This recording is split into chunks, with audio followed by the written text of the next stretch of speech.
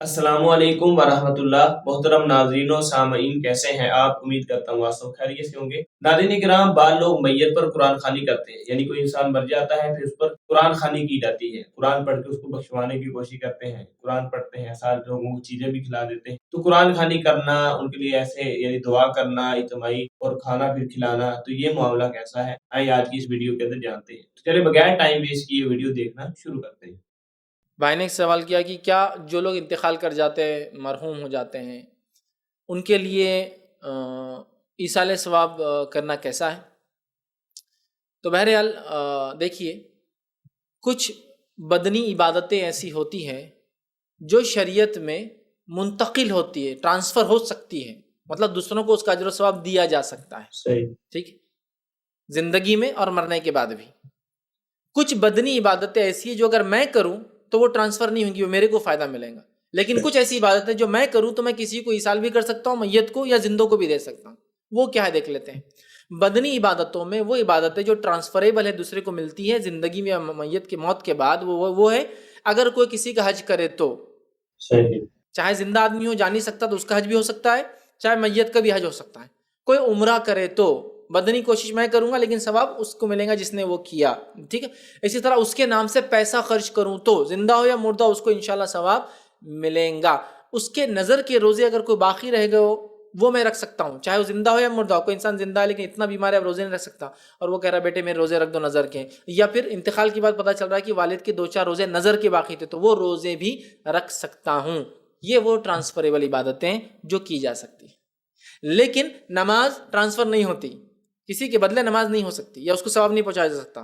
اسی طرح روزے میں صرف نظر کے جو روزے میں نے کہا، لیکن ہر سال کو بولے میرے والدین کے روزے رکھوں گا، یہ ٹرانسفریبل نہیں ہوں گا، ٹھیک ہے۔ تو اسی میں قرآن بھی داخل ہے۔ قرآن ایک ایسی عبادت ہے جو انسان خود اپنی زندگی میں کرنا ہے، یہ ٹرانسفر یا ایصال کہتے ہیں توشے کو، ٹرانسفر نہیں ہوتی۔ اس لیے کہ نبی اکرم صلی اللہ علیہ وسلم کے زمانے میں کئی صحابہ کا انتقال ہوا، آپ نے کبھی نہیں کہا ان کے لیے قرآن خوانی کرو۔ اب کوئی کہے گا نہیں وہ تو بہت نیک تھے، ان کو کیا ضرورت تھی، تو ٹھیک ہے چلیے وہ چھوڑ دیجیے۔ اس کے بعد صحابہ نے کبھی دوسرے صحابی کے لیے نہیں کیا، نہیں وہ بھی بہت نیک تھے، چھوڑ دیجیے۔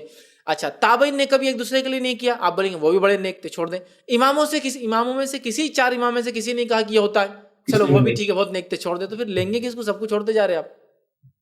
جب وہ پہلی نسلوں نے کوئی کام نہیں کیا تو ہم کیسے کر سکتے؟ تو لہٰذا قرآن کا ایصال کرنا یہ سنت سے ثابت نہیں، حالانکہ نبی اکرم صلی اللہ علیہ وسلم کے زمانے اور اس کے بعد میں کئی لوگ انتقال کر گئے، لیکن کبھی صحابہ نے کہا کہ چلو تمہارے والد کے لیے پڑھو بیٹے، انتقال ہو گیا ان کو، مطلب تابعین سے یا ان کے بچوں سے نہیں کہا۔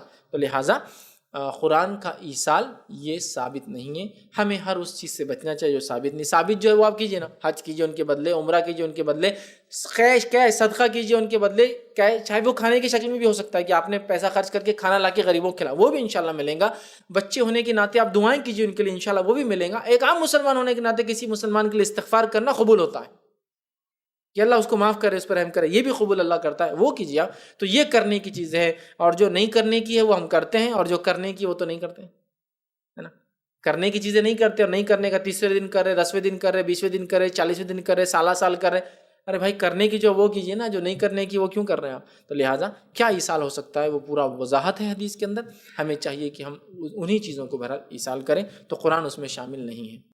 جی ناظرین کرام، آج کی اس ویڈیو کے اندر ہم نے جانا ایڈوکیٹ فیض سید صاحب نے بڑے اچھے انداز کے ساتھ بتلایا ہے کہ میت کے لیے قرآن خوانی نہیں کی جائے گی، ہمیں وہ کام کرنے چاہیے میت کے حوالے سے جن کا اللہ کے رسول صلی اللہ علیہ وسلم نے بتلایا ہے اور آپ نے تعلیم فرمائی ہے۔ صدقہ جاریہ میت کی طرف سے کیا جا سکتا ہے، آپ کوئی نہ کوئی صدقہ جاریہ کریں، یعنی کسی کو کھانا کھلائیں، میت کی جانب سے ثواب ملے گا۔ آپ نلکا لگوا دیں میت کی جانب سے، اس کو ثواب ملے گا۔ آپ استغفار کریں تو یہ بھی قبول ہوتا ہے کہ اللہ اس کو معاف کر دے، اس پر رحم کر دے، تو یہ دعا بھی قبول ہوتی ہے۔ اسی طریقے سے آپ میت کی طرف سے حج کر لیں، عمرہ کر لیں، تو یہ وہ اعمال ہیں جن کی اجازت قرآن و سنت کے اندر ہے۔ لیکن قرآن مجید پڑھنا، نماز پڑھنا، یعنی میت کی طرف سے نماز پڑھنا، نظر کے روزے جیسا کہ بتایا وہ رکھے جا سکتے ہیں، رمضان کے روزے آگے جی میں رکھ لیتا ہوں یا ان کے رہ گئے تھے میں وہ رکھ لیتا ہوں، تو یہ چیزیں ساری نہیں کر سکتے۔ اسی طریقے سے قرآن پڑھ کے بخشوانا جس کو قرآن خوانی کہا جاتا ہے، یہ بھی ہم میت کی طرف سے نہیں کر سکتے۔